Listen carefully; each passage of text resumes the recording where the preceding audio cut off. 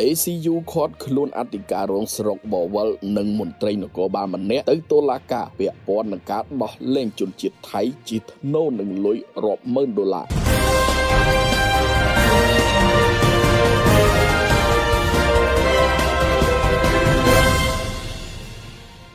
អង្គភាពប្រឆាំងអំពើពុករលួយ ACU បានសម្រេចឃាត់ខ្លួនមន្ត្រីនគរបាល2នាក់ហើយបញ្ជូនទៅសាលាដំបងរាជធានីភ្នំពេញដើម្បីចាត់ការតាមច្បាប់ពាក់ព័ន្ធនឹងករណីលួចដោះលែងជនជាតិថៃក្នុងរឿងបទល្មើសជាថ្នូរនឹងលុយរាប់ម៉ឺនដុល្លារមន្ត្រីនគរបាលទាំង2នាក់រួមមានទី1ឈ្មោះវ៉ាន់វាសនាអាយុ38ឆ្នាំមានតួនាទីជាអធិការរងស្រុកបវលខេត្តបាត់ដំបងទី2ឈ្មោះតាំងសំណាងហៅសុកច័ន្ទសំណាងអាយុ43ឆ្នាំជាមន្ត្រីនគរបាលលោកប្លង់សុផលអ្នកនាំពាក្យតំណាងអัยការអមសាលាដំបងរាជធានីភ្នំពេញបានឲ្យដឹងថាជនសង្ស័យទាំង2នាក់ត្រូវបានចោទប្រកាន់ពីបទប៉ុនប៉ងសោកប៉ាន់និងបទសម្អាតប្រាក់តាមមាត្រា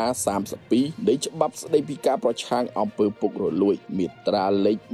27មាត្រាលេខ